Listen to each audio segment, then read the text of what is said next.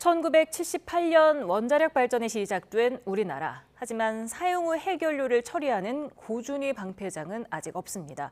임시 저장 시설도 포화 상태를 앞두고 있어 이대로는 화장실 없는 아파트라는 우려가 컸는데요. 네, 사용 후 핵연료 문제 해결을 위한 특별법이 지난 2월 국회 문턱을 넘었습니다. 특별법 내용과 앞으로 절차는 무엇인지 조성돈 한국원자력환경공단 이사장과 함께 짚어보겠습니다. 어서 오세요. 어서 오십시오. 반갑습니다. 네, 방사성 폐기물 많이 들어봤는데 이게 종류도 여러 가지라면서요. 네, 설명을 좀 해주시죠. 네, 현재 우리나라에서 사용하는 전력의 30%가 원자력 발전으로 생산됩니다. 원자력은 적은 연료로 막대한 에너지를 생산할 수 있는 장점이 있고요. 반면에 방사성 폐기물이라는 발생이라는 단점도 있습니다. 방사성 폐기물은 원자력의 이용 시에 방사선에 의해 오염된 물질로 열과 방사능의 세기에 따라 크게 고준위 방패물, 중저준위 방패물로 구분할 수 있고요. 대부분이 원전에서 이렇게 발생하고 있습니다. 과학기술 발전에 따라서 의학, 산업 분야에 많은 방패물들이 발생하고 있는 추세에 있고요. 원자력 발전에 사용된 사용 후 핵연료 그리고 작업자들이 이용하는 오염된 장갑, 신발, 그리고 암초에 사용된 방사선 물질들이 방패물에 해당된다고 이렇게 보고요.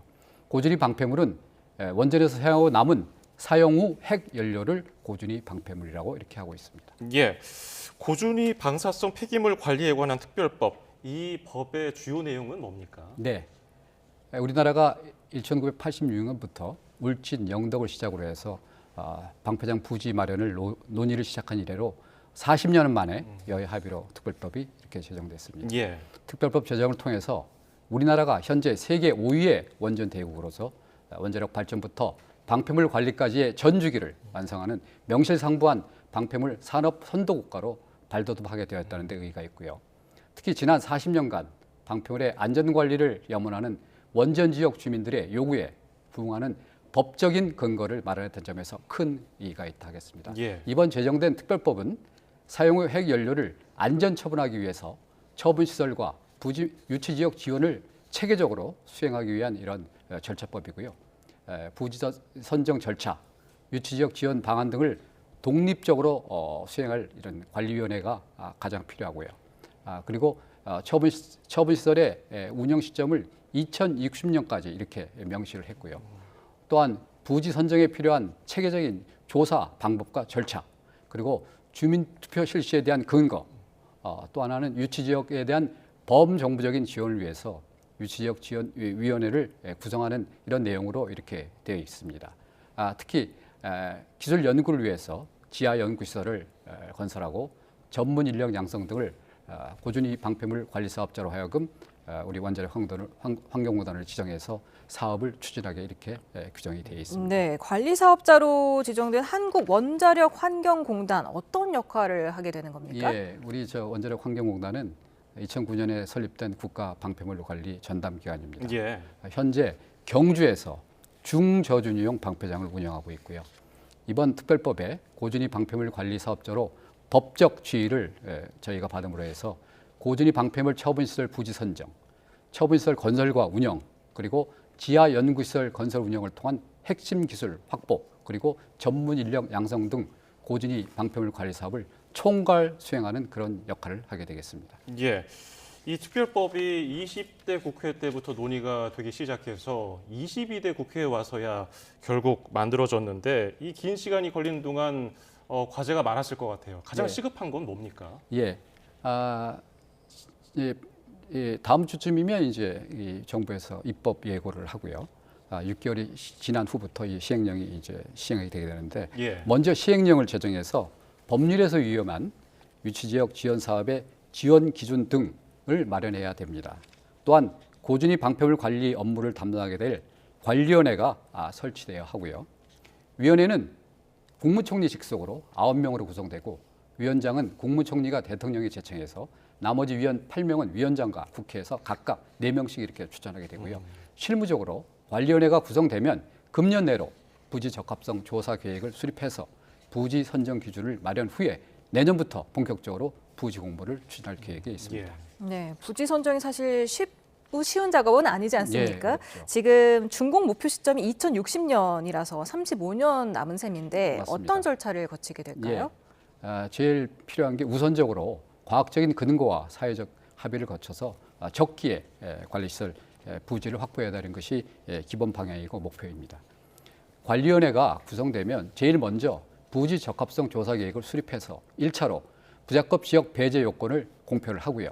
이후에 부지 공모를 통해 지자체의 신청을 받은 지역에 한해서 기본 조사를 하게 됩니다. 이후에 심층 대상 부지를 선정하고 최종적으로 주민투표를 거쳐서 부지를 확정하게 됩니다. 부지 선정 기간은 한 13년 걸리고요.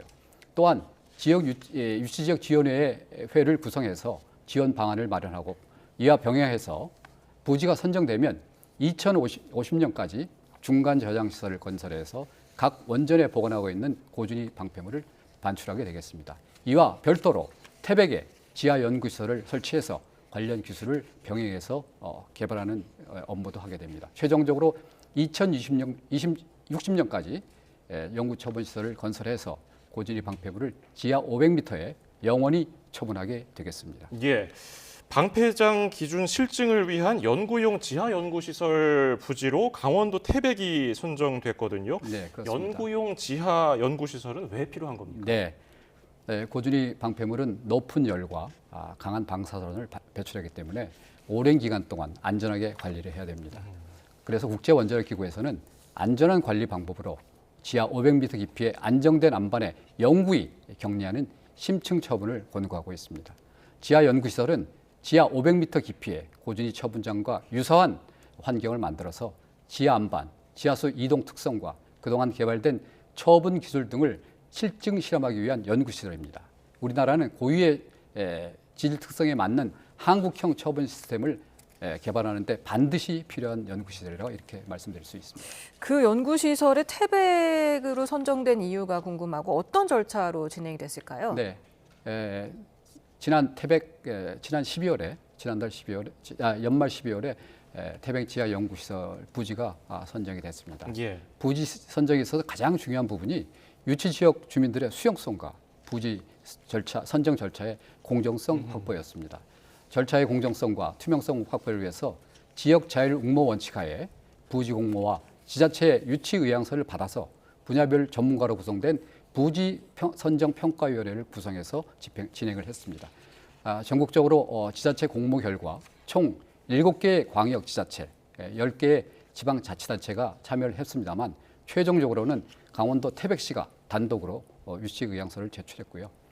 단독 부지임에도 제안사 평가, 3개월간의 물리탐사와 시추 조사 등을 거쳐서 최종적으로 태백시가 만장일치로 선정되었습니다. 이 기회를 빌어서 지하 연구시설을 유치해 주신 태백 시민들께 깊은 감사의 말씀을 드립니다. 예. 그런데 일각에서는 또 우려의 목소리가 나오는 게 태백에 만들어진 지하 연구시설이 고준위 방패물 처분 시설로 전환될 수 있다. 이거 가능성이 있는 얘기입니까? 네. 일각에서 그런 얘기가 나오고 있는데 전혀 불가능합니다. 현실적으로나 논리적으로 전환 자체가 불가능하다는 말씀을 드립니다. 특별법에서 명시된 것처럼 고준위 처분 부지 마련을 위해서는 지자체 공모 신청 그리고 심층 조사, 주민 투표 등을 부지 선정 기간만 해도 13년이나 소요되는 엄격한 기술적 규제 그리고 법적 인하를 받게 돼 있어서 아무런 법적 규제 없이 선정된 지하 연구시설이 고준위 방패장으로 바뀐다는 것은 불가능하고요. 가정이 잘못된 것입니다.